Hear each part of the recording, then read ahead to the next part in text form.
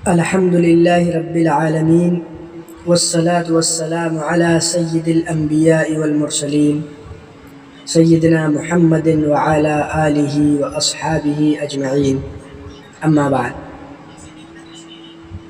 میرے عزیز دوستو، آج ہم ایک ایسی عظیم شخصیت کو یاد کریں گے جنہوں نے اپنی پوری زندگی اسلام، قرآن و سنت، علم اور امت مسلمہ کی خدمت میں گزار دی۔ وہ شخصیت ہے حضرت مولانا سید سلمان حسینی ندوی رحمۃ اللہ علیہ۔ ایسے لوگ دنیا سے رخصت تو ہو جاتے ہیں، لیکن ان کا علم، ان کی خدمات، ان کی کتابیں اور ان کی یادیں ہمیشہ زندہ رہتی ہیں۔ اللہ تعالیٰ نے قرآن مجید میں فرمایا ہے، اعوذ باللہ من الشیطان الرجیم، بسم اللہ الرحمن الرحیم، انا نحن نحیی الموتى ونکتب ما قدموا وآثارهم۔ حضرت مولانا رحمۃ اللہ علیہ بھی انہی خوش نصیب لوگوں میں سے تھے جنہوں نے اپنے پیچھے علم، فکر، دعوت، اصلاح اور بے شمار نیک کاموں کا ایسا سرمایہ چھوڑا جس سے آنے والی نسلیں بھی فائدہ اٹھاتی رہیں گی۔ اللہ تعالیٰ ان کی مغفرت فرمائے، ان کے درجات بلند فرمائے اور ہمیں بھی ان کے نقش قدم پر چلنے کی توفیق عطا فرمائے۔ حضرت مولانا سلمان حسینی ندوی رحمۃ اللہ علیہ کی ولادت سن 1954 عیسوی میں ہوئی۔ ایک نہایت علمی، دینی اور باعظمت سادات خاندان میں ہوئی۔ یہ وہ خاندان ہے جس نے کئی نسلوں تک دین کی خدمت کی، قرآن و حدیث کی تعلیم دی اور امت کی رہنمائی کی۔ بچپن ہی سے ان کے گھر کا ماحول علم، عبادت، اخلاق اور تقوی سے بھرا ہوا تھا۔ یہی پاکیزہ ماحول ان کی شخصیت کو اور بھی مضبوط بناتا ہے۔ عام بچوں کی طرح ان کا بچپن صرف کھیل کود میں نہیں گزرا، بلکہ کم عمری سے ہی ان کے دل میں دین سیکھنے، قرآن پڑھنے، علم حاصل کرنے کا شوق پیدا ہو گیا۔ ان کے والدین نے بھی ان کی بہترین دینی تربیت کی، جس کا اثر پوری زندگی بھر نمایاں رہا۔ اللہ تعالیٰ جب کسی بندے سے بڑا کام لینا چاہتے ہیں تو اس کی تربیت بھی خاص انداز میں کرتے ہیں۔ حضرت مولانا رحمۃ اللہ علیہ کے ساتھ بھی یہی معاملہ تھا۔ انہوں نے ابتدائی تعلیم اپنے گھر اور مقامی اساتذہ سے حاصل کی۔ بچپن ہی میں قرآن کریم، عربی زبان اور دینی علوم کی بنیادی کتابیں پڑھ لیں۔ ان کی ذہانت، حافظہ اور محنت دیکھ کر اساتذہ حیران رہ جاتے تھے۔ وہ سبق کو صرف یاد نہیں کرتے تھے، بلکہ اسے سمجھنے کی بھرپور کوشش کرتے تھے۔ یہی عادت چل کر انہیں ایک بڑے عالم، بہترین مقرر، کامیاب مصنف اور امت کے رہنما کے طور پر دنیا کے سامنے لے آئی۔ پھر وہ وقت آیا جب انہوں نے دارالعلوم ندوۃ العلماء میں داخلہ لیا۔ ندوہ صرف ایک مدرسہ نہیں، بلکہ علم، تحقیق، دعوت اور اعتدال کا ایک عظیم مرکز ہے۔ یہاں مولانا کو ایسے اساتذہ ملے جنہوں نے ان کی علمی صلاحیتوں کو مزید نکھار دیا۔ انہوں نے تفسیر، حدیث، فقہ، عربی، ادب، تاریخ، سیرت اور دیگر اسلامی علوم میں گہری مہارت حاصل کر لی۔ وہ راتوں کو جاگ کر مطالعہ کرتے، اساتذہ سے سوالات کرتے اور ہر نئے علم کو سیکھنے کی بھرپور کوشش کرتے تھے۔ یہی مسلسل محنت انہیں اپنے دور کے ممتاز علماء کی صف میں لے آئی۔ سب سے بڑی سعادت یہ تھی کہ انہیں حضرت مولانا سید ابو الحسن علی حسنی ندوی رحمۃ اللہ علیہ جیسے عظیم مصلح، مفکر اور داعی اسلام کی صحبت نصیب ہوئی۔ علی میاں رحمۃ اللہ علیہ صرف ان کے بزرگ ہی نہیں تھے، بلکہ ان کے استاد، مربی، رہنما بھی تھے۔ حضرت علی میاں رحمۃ اللہ علیہ نے ان کے اندر دعوت، اخلاص، امت کا درد اور اسلام کی خدمت کا جذبہ پیدا کیا۔ حضرت سلمان حسینی ندوی رحمۃ اللہ علیہ خود بھی بار بار فرمایا کرتے تھے کہ جو کچھ سیکھا ہے اس میں حضرت علی میاں رحمۃ اللہ علیہ کی تربیت کا بہت بڑا حصہ ہے۔ حضرت مولانا صرف ایک مدرس یا مصنف نہیں تھے، بلکہ وہ ایک ایسے داعی تھے جن کے دل میں پوری امت مسلمہ کا درد تھا۔ ان کی خواہش تھی کہ مسلمان آپس کے اختلافات کو کم کریں اور قرآن و سنت کی بنیاد پر ایک دوسرے کے قریب آئیں۔ وہ فرمایا کرتے تھے کہ اگر امت کو عزت حاصل کرنی ہے تو اسے اپنے اصولوں کو مضبوط کرنا ہوگا۔ اسی سوچ کے ساتھ ایک چیز ان کی شخصیت میں بہت نمایاں تھی، اور وہ تھی اہل بیت سے بے پناہ محبت۔ وہ ہمیشہ کہتے تھے کہ حضرت فاطمہ رضی اللہ عنہا، حضرت علی رضی اللہ عنہ، امام حسن، امام حسین رضی اللہ عنہ اور اہل بیت کے تمام پاکیزہ افراد سے محبت صرف ایک جذباتی بات نہیں ہے، بلکہ ایمان کا ایک بہت بڑا حصہ ہے۔ وہ بار بار حدیث نبوی کا حوالہ دیتے تھے کہ رسول اللہ صلی اللہ علیہ وسلم نے اپنی امت کو اہل بیت کے حقوق کا خیال رکھنے کی تلقین فرمائی ہے۔ وہ یہ بھی کہتے تھے کہ اہل سنت کا عقیدہ ہمیشہ سے یہی رہا ہے کہ صحابہ اکرام رضی اللہ عنہم سے بھی محبت کی جائے اور اہل بیت سے بھی، کیونکہ دونوں اسلام کے عظیم ستون ہیں۔ حضرت مولانا رحمۃ اللہ علیہ نے خاص طور پر واقع کربلا صرف ایک تاریخی حادثہ نہیں سمجھا، بلکہ اسے حق اور باطل کے ہمیشہ کی جد و جہد کی علامت قرار دیا۔ وہ کہا کرتے تھے کہ امام حسین رضی اللہ عنہ ہمیشہ یہ سبق وہ کہا کرتے تھے کہ حسین رضی اللہ عنہ نے ہمیں یہ سبق دیا ہے کہ حق کے لیے قربانی دینا ہی مومن کی شان ہے۔ ان کی تقریروں میں حسین رضی اللہ عنہ کا ذکر بڑے ادب، محبت اور عقیدت کے ساتھ آتا تھا۔ وہ نوجوانوں سے کہتے تھے کہ اگر تم حسین سے محبت کرتے ہو تو ان کی سیرت، ان کے صبر، ان کے تقوی اور ان کے عدل کو اپنی زندگی میں بھی لاؤ۔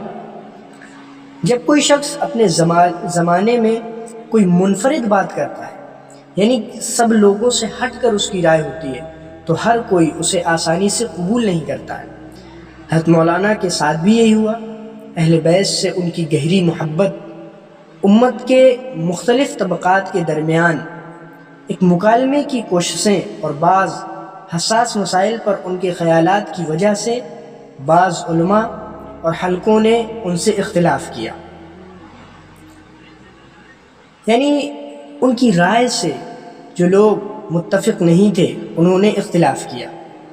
اور یہ دنیا کا اصول ہے کہ جب کوئی شخص ایک علیحدہ رائے پیش کرتا ہے، حالانکہ کیوں نہ ہی وہ حق پر ہو، لیکن اس کی مخالفت کی جاتی ہے۔ بعض نے ان پر سخت تنقید بھی کی، مگر انہوں نے جواب میں سخت زبان اختیار کرنے کے بجائے یہی کہا کہ میرا مقصد امت کو جوڑنا ہے، توڑنا نہیں۔ وہ سمجھتے تھے کہ اختلاف ہو سکتا ہے، لیکن اختلاف کو دشمنی میں تبدیل نہیں ہونا چاہیے۔ یہی وجہ ہے کہ ان کی شخصیت کے بارے میں لوگوں کی الگ الگ رائے ہو سکتی ہیں، مگر اس بات سے انکار کرنا بے حد مشکل ہے کہ انہوں نے اپنی پوری زندگی اسلام کی خدمت، علم کی اشاعت اور امت کی خیرخواہی میں گزار دی۔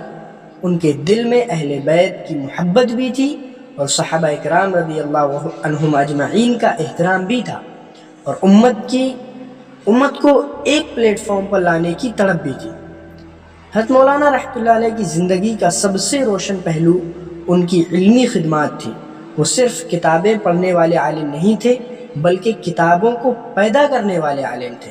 ان کی تقریروں میں قرآن کی روشنی، حدیث کی خوشبو، سیرت نبی صلی اللہ علیہ وسلم کا حسن اور تاریخ اسلام کی گہرائی جو صاف ظاہر ہوتی تھی۔ وہ جب گفتگو کرتے تھے، جب تقریر کرتے تھے، تو محسوس ہوتا تھا کہ وہ صرف معلومات نہیں دے رہے، بلکہ دلوں میں ایمان کی حرارت پیدا کر رہے ہیں۔ ان کی زبان سادہ، انداز مؤثر، دلوں میں گھر کر جانے والا، اور مقصد ہمیشہ اللہ کی رضا اور امت کی اصلاح ہوتا تھا۔ انہوں نے اپنی زندگی میں درجنوں بلکہ سینکڑوں کتابیں، مضامین اور تحقیقی مقالے لکھے ہیں، خصوصاً سیرت نبوی، اہل بیت، اسلامی تاریخ، دعوت اسلام اور امت کے مسائل پر ان کی تحریریں بہت مقبول ہوئیں دنیا بھر میں۔ ان کی کوشش ہوتی تھی کہ مشکل علمی مسائل کو بھی عام لوگوں کے لیے عام لوگوں کے سمجھ میں آنے والی زبان میں بیان کریں تاکہ ہر طبقہ ان کے علم سے فائدہ اٹھا سکے۔ وہ کہتے تھے کہ اگر عالم کی بات عوام تک نہ پہنچ سکے تو علم کا فائدہ محدود رہ جاتا ہے۔ حضرت مولانا رحمۃ اللہ علیہ صرف ہندوستان تک محدود نہیں رہے، انہیں دنیا کے مختلف ملکوں میں اسلام کا پیغام پہنچانے کا موقع ملا۔ سعودی عرب، یونائٹڈ عرب امارات، قطر، ترکی، ملیشیا، برطانیہ، ایران، امریکہ، جنوبی افریقہ اور دیگر کئی ملکوں میں انہوں نے علمی کانفرنس کی، سیرت کانفرنس کی اور دعوتی اجتماع میں خطاب کیا۔ جہاں بھی گئے انہوں نے یہی پیغام دیا کہ مسلمان اپنے ایمان کو مضبوط کریں، علم حاصل کریں، اخلاق کو سنواریں اور آپس میں محبت پیدا کریں۔ وہ اکثر فرمایا کرتے تھے کہ اگر امت علم سے دور ہو جائے گی تو عزت بھی چلی جائے گی، اگر قرآن سے تعلق مضبوط ہو جائے گا تو اللہ تعالیٰ خود عزت عطا فرمائے گا۔ اسی لیے وہ نوجوانوں پر بہت توجہ دیتے تھے۔ وہ کہتے تھے کہ آج کا نوجوان اگر دین اور نئے علوم مثلا سائنس، میتھمیٹکس، فلسفی، سائیکلوجی، دینی علوم اور دنیاوی علوم دونوں سے واقف ہو جائے گا تو اسلام کا بہترین نمائندہ بن سکتا ہے۔ وہ ہمیشہ نوجوانوں کو مطالعہ کرنے، وقت کی قدر کرنے اور اپنی صلاحیتوں کو امت کی خدمت میں لگانے کی نصیحت کرتے تھے۔ حضرت مولانا رحمۃ اللہ علیہ کی زندگی کا ایک نمایاں پہلو یہ بھی تھا کہ وہ رسول اللہ صلی اللہ علیہ وسلم کے اہل بیت سے بے حد بے پناہ محبت کرتے تھے۔ چونکہ وہ سادات خاندان سے تھے، یہ ایک بڑی وجہ ہو سکتی ہے۔ وہ فرمایا کرتے تھے کہ اہل بیت سے محبت کسی ایک جماعت یا کسی ایک مسلک کی یہ کوئی اپنی میراث نہیں ہے، بلکہ ہر مسلمان کے ایمان کا حصہ ہے۔ اور وہ امت کو یاد دلاتے تھے کہ رسول اللہ صلی اللہ علیہ وسلم کے اہل بیت کا ادب، محبت، احترام ہر مسلمان پر لازم ہے۔ وہ یہ بھی واضح کرتے تھے کہ اہل بیت سے محبت کا مطلب ہرگز یہ نہیں ہے کہ صحابہ اکرام رضی اللہ عنہم اجمعین کی عظمت کم کی جائے، بلکہ ان کا موقف یہ تھا کہ اہل سنت کا راستہ یہ ہے کہ ہم تمام صحابہ سے محبت کریں اور اہل بیت سے بھی محبت کریں۔ اسی سوچ کی وجہ سے وہ دیگر جو مکاتب فکر ہیں یا دیگر جو فرقے ہیں ان کے درمیان وہ ایک الگ رائے رکھتے تھے۔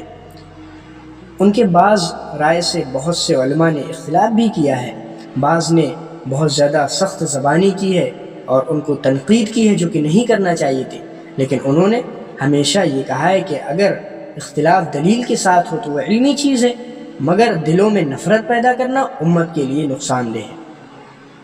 اگر امت کو مضبوط کرنا ہے تو ہمیں ایک دوسرے کی بات سننے کا حوصلہ پیدا کرنا ہوگا۔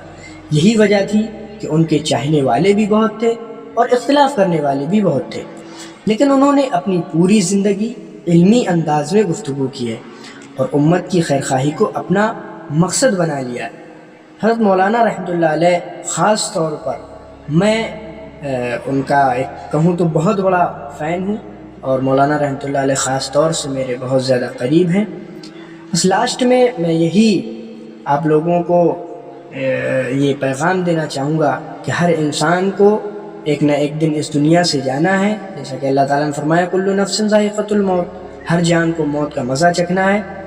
لہٰذا 29 جون 2026 کے دن ایک امت مسلمہ پر، بلکہ میں کہوں تو پوری دنیا میں امت مسلمہ پر ایک غم کا دن تھا کہ حضرت مولانا سید سلمان حسینی ندوی رحمۃ اللہ علیہ اس دنیا فانی سے دارالبقاء کی طرف روانہ ہو گئے اور اللہ کے حضور حاضر ہو گئے۔ ان کی وفات کی خبر سنتے ہی ہندوستان ہی نہیں بلکہ دنیا کے مختلف ملکوں میں ان کے شاگردوں، ان کے چاہنے والوں اور علماء کے دل غم سے بھر گئے۔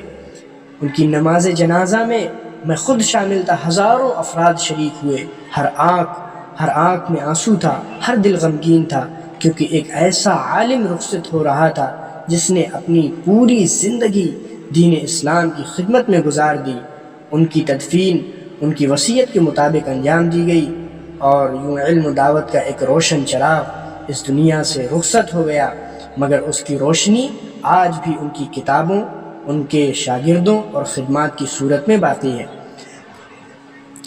میں صرف اتنا کہنا چاہوں گا کہ حضرت مولانا رحمۃ اللہ علیہ کو خراج عقیدت پیش کرنے کا بہترین طریقہ یہ نہیں ہے کہ صرف ان کا ذکر کیا جائے، بلکہ ان کے اچھے کاموں کو اپنی زندگی میں لایا جائے۔